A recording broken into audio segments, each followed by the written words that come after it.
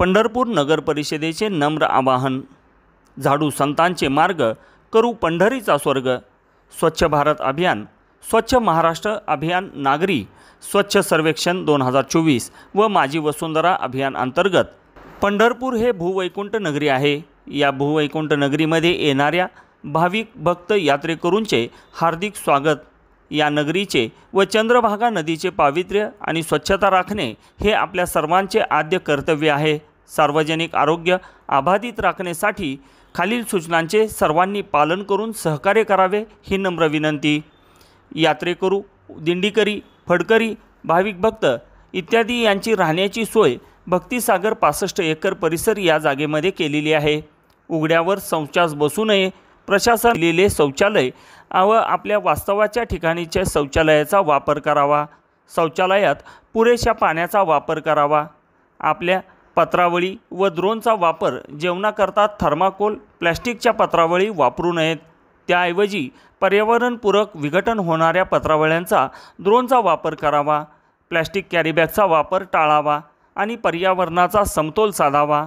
कचरा व्यवस्थापन, आपल्या मठ व संस्था इत्यादीमध्ये निर्माण होणारा कचरा, पत्रावळी, द्रोण, शिळे, खरकटे, अन्न इत्यादी 3 टिपांमध्ये ओला, सुका व घातक असा वेगवेगळा साठवून ठेवावा।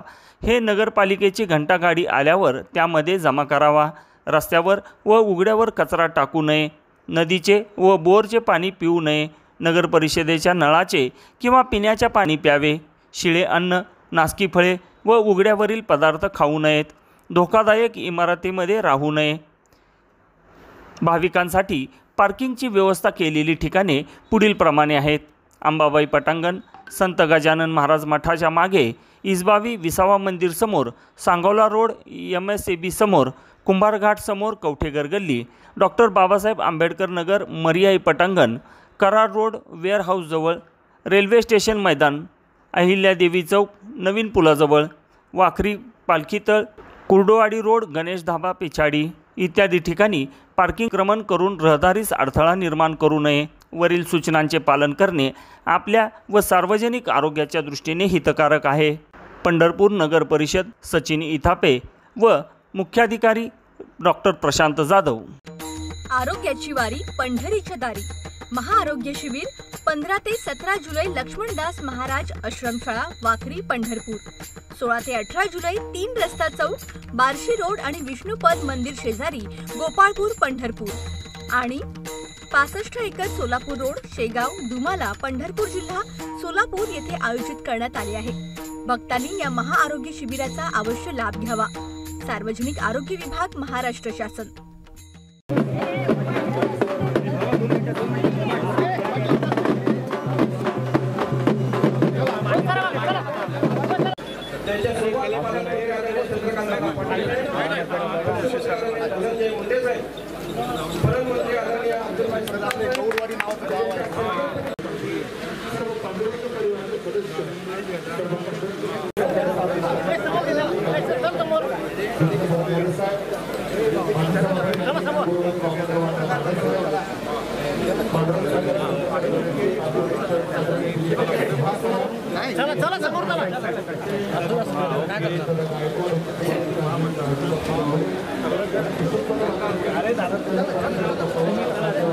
ज्यांच्या हस्ते हा कर्मयोगी सुधाकर पंत या सर्वांच्या व्यासपीठावरचे आगमन होते। आपण टाळ्यांच्या गजरामध्ये आदरणीय राज्याचे लोकप्रिय मुख्यमंत्री आदरणीय शिंदे साहेबांचं टाळ्यांच्या गजरात स्वागत करावं। सोलापूर जिल्ह्याचे असताना आणि त्या पंढरीच्या पांडुरंगाच्या वतीनं प्रतिवर्षीप्रमाणे याही वर्षी आषाढी एकादशीच्या निमित्तानं आज या ठिकाणी आपण कृषी प्रदर्शनाचं आयोजन केलं। त्यामुळे 2 वर्ष आपल्याला ते भरवता आलं नाही, परंतु आता आपण परत गेल्या वर्षी आणि या वर्षी माननीय मुख्यमंत्री महोदयांचं, आदरणीय दादांचं मनपूर्वक स्वागत करतो। आपण सगळ्यांनी टाळ्याच्या गजरात त्यांचं स्वागत करावं अशी विनंती। म्हणजे आज साहेबांची तब्येतही बरी नाही। मुंबईमध्ये ठाण्यामधनं इथं येऊन साहेबांची गाडी थांबवायची म्हणून आपण नेहमी शिंदे साहेबांकडे बघतो। मी त्यांना धन्यवाद देतो की अशा हेक्टिक याच्यामध्ये सुद्धा ठाण्यामध्ये तिथल्या एका भाविकांच्या गाडीला येणार होती, पण तरी सुद्धा ते इथं आले. त्यांचं दुःखद निधन झालं. त्या भाविक भक्तांना त्या ठिकाणी आपल्या सर्वांच्या वतीनं आदरांजली वाहतो. साहेब आले, त्यांचंही स्वागत करतो. साहेबांच्या थोड्या माहितीसाठी सांगतो की साहेब ही कृषी उत्पन्न बाजार समिती पूर्वी नुसती गहू, ज्वारी, शेंगा ह्याच्यावर चालणारी बाजार समिती, पण गेल्या 20-25 वर्षानंतर पूर्वी आपल्या तालुक्याचे आमदार स्वर्गीय सुधाकरपंत परिचारक साहेब यांनी या मार्केट कमिटीला एक वेगळं रूप दिलं आणि आज जवळजवळ 550 ते 600 कोटी रुपयाची उलाढाल या मार्केट कमिटीच्या माध्यमातून होते. साहेब, महाराष्ट्रातलं सगळ्यात मोठं बेदाण्याचं मार्केट म्हणून पंढरपूर आज या ठिकाणी अतिशय मोठ्या प्रमाणात काम करत आहे. पंढरपूर तालुक्यामध्ये साहेब जवळजवळ 99% इरिगेटेड तालुका आहे. ऊस, द्राक्ष, डाळिंब, केळी, दूध अशा पद्धतीने शेती आणि शेतीपूरक व्यवसायामधून ह्या तालुक्याची आर्थिक जडणघडण झाली. जवळजवळ 30 वर्ष परिचारक साहेब या ठिकाणी लोकप्रतिनिधी म्हणून काम करताना प्रत्येक गावापर्यंत पाणी, वीज या ठिकाणी पोचली पाहिजे. ते करत असताना शेतमालावर प्रक्रिया करणारे उद्योग या ठिकाणी आले पाहिजे, या भूमिकेतून त्यांनी काम उभा केलं. साहेब, या मार्केट कमिटीच्या माध्यमातून आणि या तालुक्यातल्या इरिगेशनच्या माध्यमातून वर्षाला 2,500 ते 3,000 कोटी रुपयाचं एवढं अर्थकारण या तालुक्यामध्ये होतं. आपल्या सगळ्यांना माहिती एक दुष्काळी जिल्हा म्हणून सोलापूरची ओळख, पण ती उजनी आल्यामुळं ती ओळख पुसली गेली. आज शेतीला पाणी आणि वीज या 2 गोष्टी महत्त्वाच्या आहेत. या निमित्तानं आपले साहेब इथं आले, मुख्यमंत्री आले, त्यांच्यापुढं एवढं सांगणार आहे की शेतकऱ्याला, सोलापुरातल्या शेतकऱ्याला कायमस्वरूपी साहेब पाण्याचं नियोजन होण्याकरता उजनीवरती खूप ताण आहे. उजनी धरणापासून कर्नाटकच्या बॉर्डरपर्यंत जर चांगल्या पद्धतीनं जर बॅरेजेस उभा राहिले आणि ओपन फ्री कॅचमेंटमधलं पाणी जे कर्नाटकला वाहून जात आहे ते जर अडवलं तर उजनीवरचा खूप मोठा ताण या निमित्तानं कमी होणार आहे. त्यामुळं सातत्यानं हा विषय येतो, त्याच्यामध्ये आपण लक्ष निश्चितपणे घालताल. साहेब, पंढरपूरमध्ये विकास आराखडा बनवण्यासंबंधीची आपली भूमिका आहे. सातत्यानं आपण स्थानिक लोकांना विश्वासात घेऊनच पंढरपूरचं विकास करण्याचं नियोजन आपण हातात घेतलेलं आहे. त्याबद्दलही मी आपल्याला मनापासून धन्यवाद देतो. साहेब, एक ह्या ठिकाणी विषय आहे की कृषी विभागामार्फत ज्या काही अनुदान दिले जातात ठिबक सिंचन किंवा यांत्रिकीकरणाकरता, त्याचं एक खूप मोठ्या प्रमाणामध्ये अनुदान प्रलंबित आहे. त्यासुद्धा बाबतीमध्ये आपण या ठिकाणी कृषी विभागामार्फत अनुदान मिळण्याबाबतची भूमिका या ठिकाणी स्पष्ट करावी. तसेच साहेब, प्रधानमंत्री किसान पेन्शन योजना आणि नमो किसान पेन्शन आपली योजना, ह्या दोन्हीमधून मी मागच्याच महिन्यात माझ्याच तालुक्याचा आढावा घेतला. जवळजवळ 10,000 पेक्षा अधिक लोक एका तालुक्यामध्ये आज वंचित आहेत. कृषी अधिकाऱ्यांबरोबर, महसूल अधिकाऱ्यांबरोबर आम्ही बैठका घेतल्या, पण असं महाराष्ट्रामध्ये प्रत्येक तालुक्यामध्ये ही संख्या आहे. मग कुठेतरी KYC नाही म्हणून, कुठेतरी अपलोडेशन झालं नाही म्हणून त्या ठिकाणी ते लोक वंचित राहतात. त्यांनाही त्या ठिकाणी लाभ मिळावा अशा पद्धतीची विनंती करतो. वेळ बराच झालेला आहे, पण या निमित्तानं एकच सांगेन, तर आपण मुख्यमंत्री झाल्यानंतर अनेक चांगल्या योजना दिल्या. तर म्हणजे दुपारी आज 3ची वेळ होती, लाडकी बहीण आपण जी योजना दिली, महिला खूप आल्या होत्या आपल्या राखी बांधायकरता. तो उशीर लागते म्हणल्यावर मीच त्यांना सांगितलं आता किती वेळ तुम्ही बसणार, ग्रामीण भागात आलेल्या होत्या. तेव्हा एक आपण त्या ठिकाणी लाडकी बहीण योजना दिली. त्यानंतर 1 रुपयात पीक विमा असेल, त्या पीक विम्याला 31 जुलैपर्यंत मुदतवाढ देण्याचा निर्णय असेल, 3 हेक्टरपर्यंतची नुकसान भरपाई देण्याचा निर्णय असेल, शेतकऱ्यांना वीज बिल माफीचा निर्णय असेल, दुधाला 5 लिटरला 5 रुपये अनुदान देण्याचा निर्णय असेल, पंढरपूर लोणंद रेल्वेसाठी या ठिकाणी तरतूद करण्याचा निर्णय असेल. आणि एवढंच नाही, मी सगळ्या लोकांना सांगू इच्छितो की मागच्या आषाढीला साहेब आले होते, त्यावेळेस साहेबांना फक्त मी एक फोन केला, साहेब आपण पंढरपूरला येत आहे आणि पंढरपूरसाठी आपण काहीतरी द्यावं.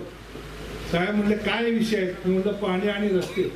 त्यांनी कुठली वेळ न लावता कुठलाही आषाढीच्या एकादशी दिवशी नगरपालिकेच्या हातामध्ये पत्र आणून दिलं की आपली पाण्याच्या आणि रस्त्याची जवळजवळ 100 कोटीच्या 2 योजना मंजूर करतो. म्हणून अशा पद्धतीनं तत्परतेनं निर्णय घेणारा मुख्यमंत्री आज महाराष्ट्राला लाभलेला आहे.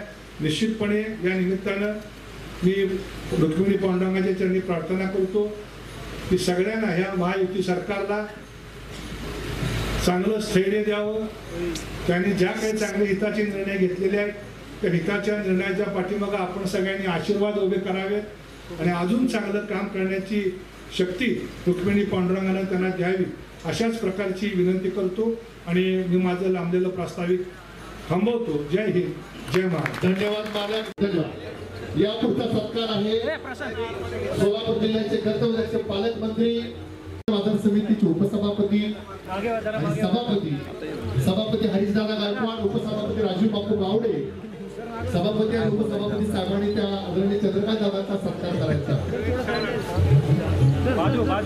समोर समोर इथे पंढरपूरच्या सोलापूर जिल्ह्याचे कर्तव्यदक्ष जिल्हाधिकारी तथा कलेक्टर साहेब किंवा आशीर्वाद साहेब यांचाही सत्कार पंढरी साखर कारखान्याचे व्हाईस चेअरमन आदरणीय गोळे साहेब या निमित्तानं साहेबांना विनंती करणार आहे की शालेय पोषणामध्ये नमस्कार. बोला पुंडलिक वरदे हरी विठ्ठल श्री ज्ञानदेव तुकार.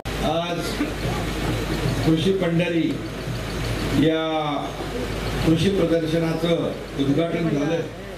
या प्रसंगी उपस्थित माझे सहकारी या जिल्ह्याचे पालकमंत्री चंद्रकांतदादा पाटील साहेब, माजी आमदार प्रशांतराव परिचारक, दिनकरराव मोरे, हरीश गायकवाड, आपले जिल्हाधिकारी कुमार आशीर्वाद, राजूबाबू गावडे, प्रणव परिचारक, कैलास कुळे, पांडुरंग, सर्व व्यासपीठावरील सन्माननीय मान्यवर आणि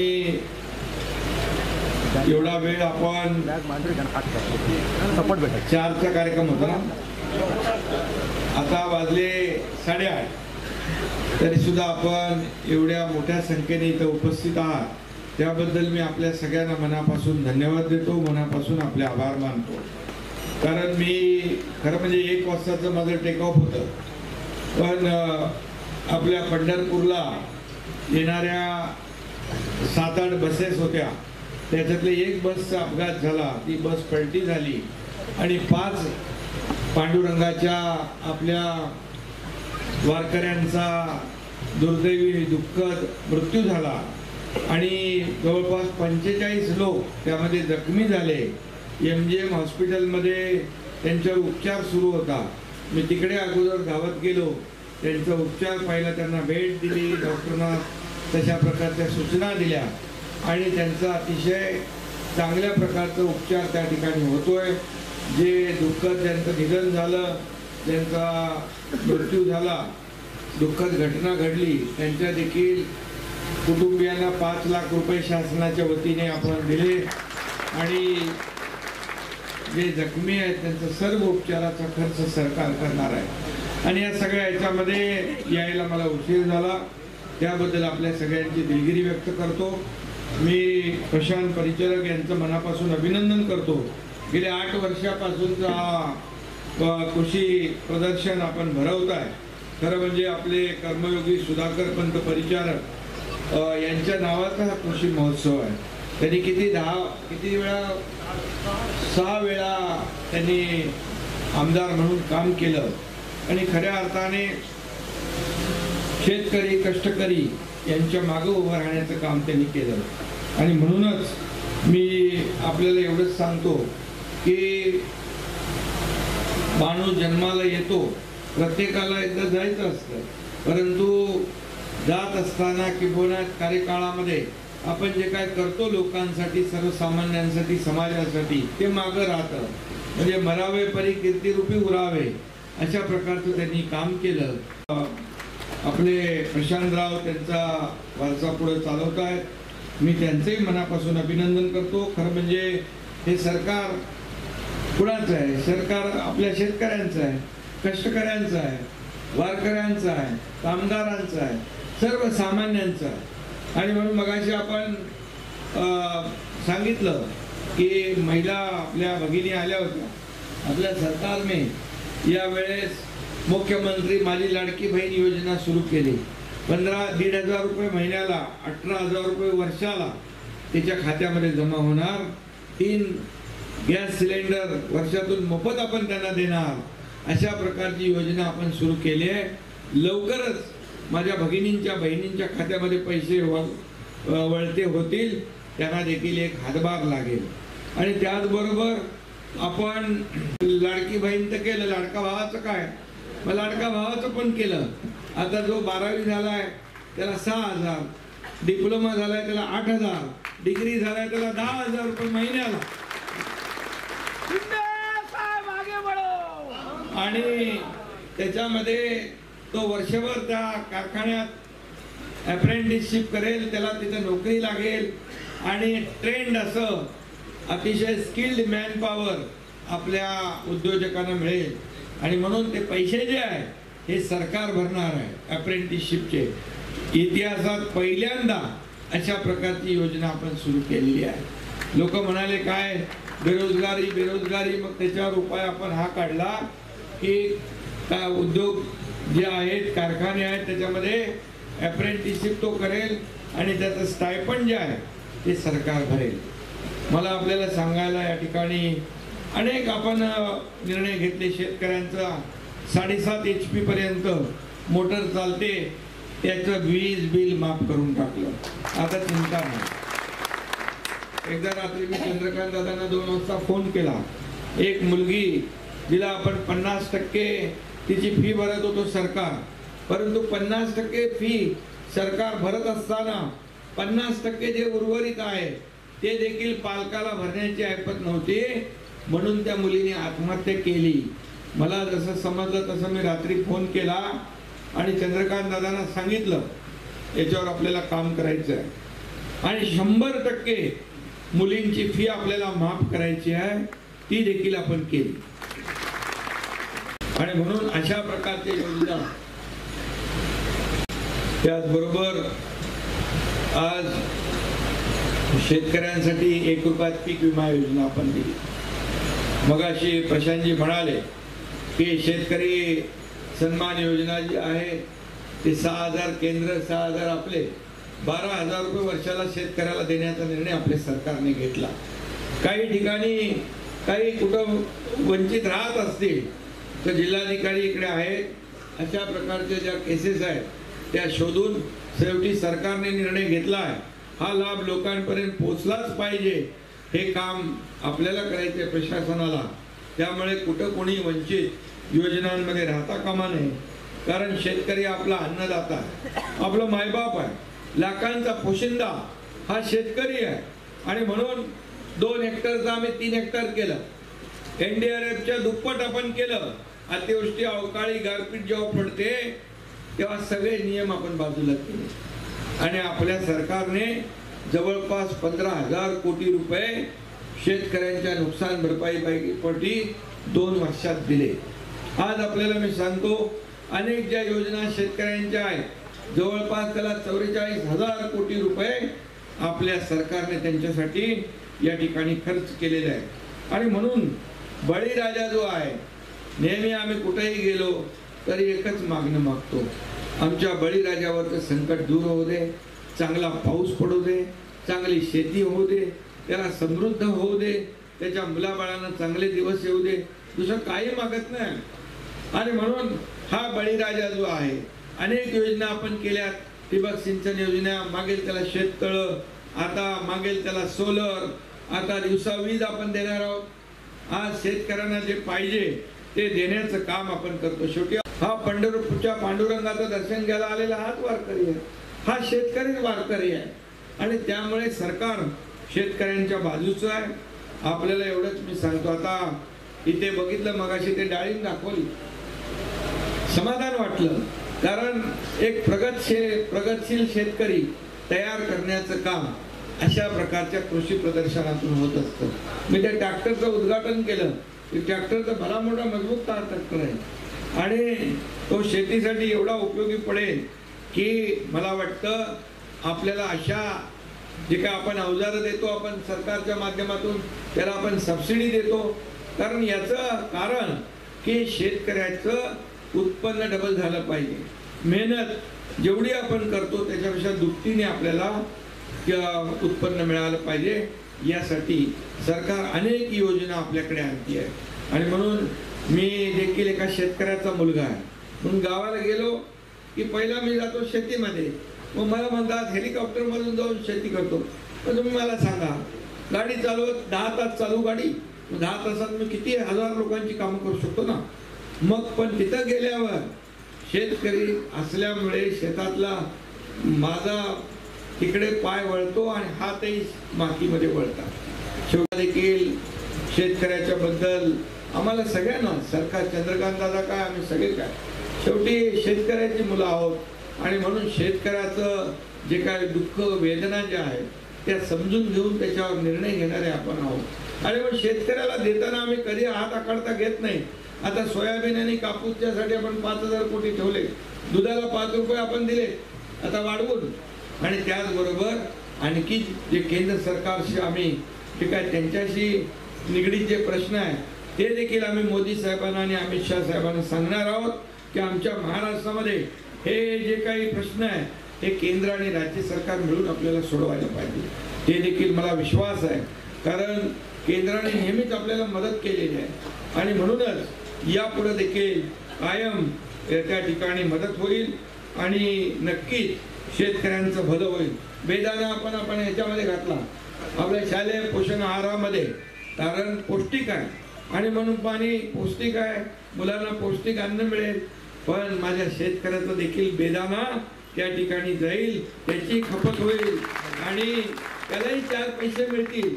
हा डबल आमचा स्वार्थ आहे, बाकी काही नाही। आणि म्हणून शेतकऱ्याला जे जे काय आम्हाला करायचं आहे ते नक्की आम्ही करतोय। बळीराजा कृषी सवलत योजनेतून कृषी पंपांना देखील आम्ही आता मगाशी मी म्हटलं की मोफत वीज देण्याचा निर्णय घेतला आम्ही, आणि यामध्ये खऱ्या अर्थाने आपल्याला देखील प्रशांतराव यावेळेस सर्वोत्कृष्ट आपलं राज्य कृषी क्षेत्रात नंबर 1चा असा पुरस्कार देखील मिळाला।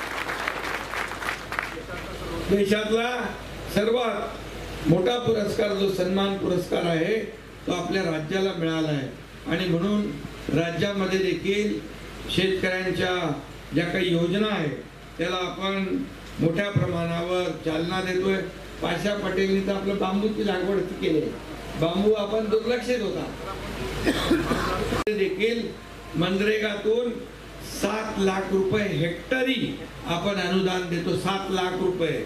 म्हणून बांबूचं देखील क्लस्टर आपल्याला करायला हरकत नाही। बांबूला का आपल्याला वाटलं बांबू काय, बांबू दुर्लक्षित होता, पण बांबूचे जे बाय प्रॉडक्ट आहे आज पाहिल्यानंतर कितीतरी वस्तू त्याच्या बनतात। अगदी 5 स्टारचं फर्निचर पण, एअरपोर्टचं फर्निचर पण या ठिकाणी बांबूपासून इथेनॉल होतं, बांबूपासून टी-शर्ट होतोय, बांबूपासून कपडे होत आहेत, बांबूपासून टॉवेल होतोय, हे आपले कोणा माहीतच नव्हतं। पण पाशा पटेल यांनी हे बांबूचं जे काय, बरं बांबू ऑक्सिजन जास्ती सोडतो, कार्बन डायऑक्साईड जास्ती शोषतो, हे सगळं जे काय, आणि म्हणून भविष्यात हे ग्लोबल वॉर्मिंग, क्लायमेट चेंज आज बघितलं आपण 45, 47, 48, 50 डिग्री पर्यंत तापमान जातं।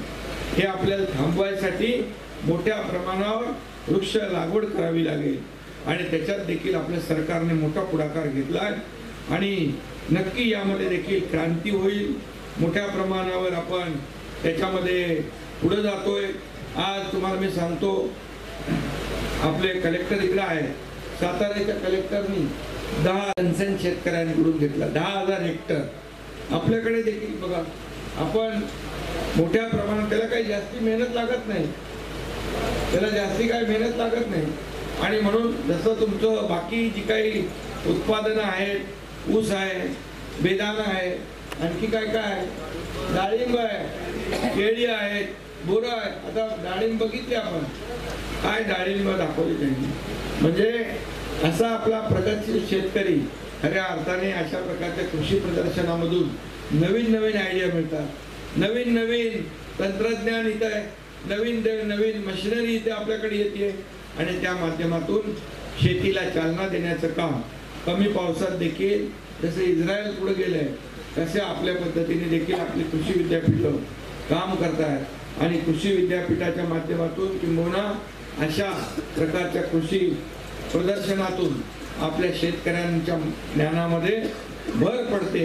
कारण आपण पारंपरिक शेती सोडून आधुनिक शेतीकडे वळलं पाहिजे, आपण आपली सेंद्रिय शेती केली पाहिजे, नवीन नवीन व्हरायटी ज्या आहेत त्या आपण लावल्या पाहिजे आणि यासाठी कृषी प्रदर्शन महत्त्वाचं आहे।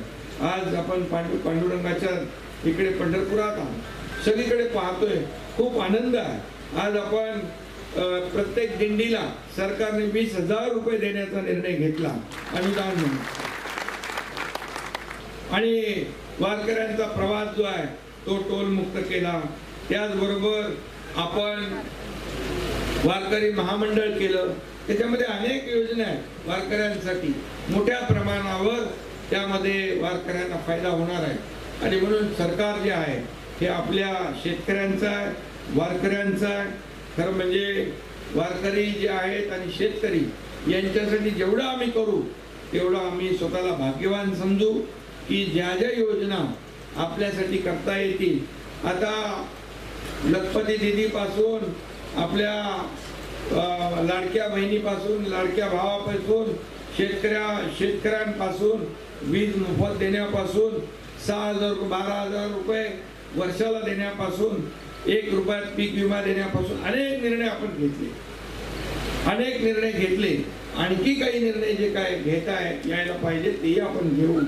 आणि म्हणून मी एवढंच तुम्हाला सांगतो की या प्रदर्शनामध्ये खऱ्या अर्थाने शेती आणि गृहोपयोगी साहित्य प्रदर्शनातून आपल्याला नवीन काहीतरी जाताना घेऊन गेलं पाहिजे। आणि म्हणून या प्रदर्शनातून शेतकरी बांधवांना शेती आणि त्याला पूरक अशा नवीन तंत्रज्ञान साहित्याबाबत या ठिकाणी मार्गदर्शन होईल। शेतकरी सुखी संपन्न व्हावा, त्याचं आरोग्य चांगलं राहावं अशी मी पांडुरंगाकडे प्रार्थना करतो। आणि पुन्हा एकदा मी प्रशांत परिचारक त्यांच्या सहकार्यांना मनापासून धन्यवाद देतो। तुम्ही शेतकऱ्यांसाठी या ठिकाणी जे जे काही करताय त्याला आम्ही पूर्णपणे सहकार्य करू। सरकार आपल्या सोबत आहे। आणखी काही योजना ज्या आहेत, ज्या काही योजना मगाशी योजनेवरचं आपण सांगितलं त्या बाबतीमध्ये देखील, आपण नदीवरच्या बॅरेजच्या बाबतीमध्ये सांगितलं, मी आपल्याला एकच सांगतो तर तो शेतकऱ्याच्या बाजूचा निर्णय घेतला, शेतकऱ्याच्या हिताचा निर्णय घेतला। प्रत्येक कॅबिनेटमध्ये बघितलं आम्ही, प्रत्येक कॅबिनेट बघा की शेतकऱ्याला जे पाहिजे, सिंचन प्रकल्प मागच्या सरकारने फक्त 4 केले, तुम्हाला माहिती, आपल्या सरकारने 122 सिंचन प्रकल्पांना सुधारित प्रशासकीय मान्यता दिली। त्यामुळे बॅरेजचा विषय जो आहे तोही आपण सोडू। शेवटी एकरी 11 लाख रुपये एकर असं सगळ्यांना तुम्ही, या सर्व शेतकऱ्यांना त्याचं तुम्ही हे केलं पाहिजे, प्रशिक्षण दिलं पाहिजे, त्यांना मदत केली पाहिजे, क्लस्टरची शेती केली पाहिजे, समूह शेतीचा विकास। आणि त्यामुळे ज्या माध्यमातून माझ्या शेतकऱ्यांना 4 पैसे जास्ती मिळतील, त्यांचं आयुष्य सुखी होईल, समाधानी होईल, यासाठी आपण जे जे काही लागेल ते सरकार म्हणून आम्ही करू एवढीच खात्री आपल्याला देतो। पुन्हा एकदा सगळ्यांना मनापासून धन्यवाद। जय हिंद, जय महाराष्ट्र।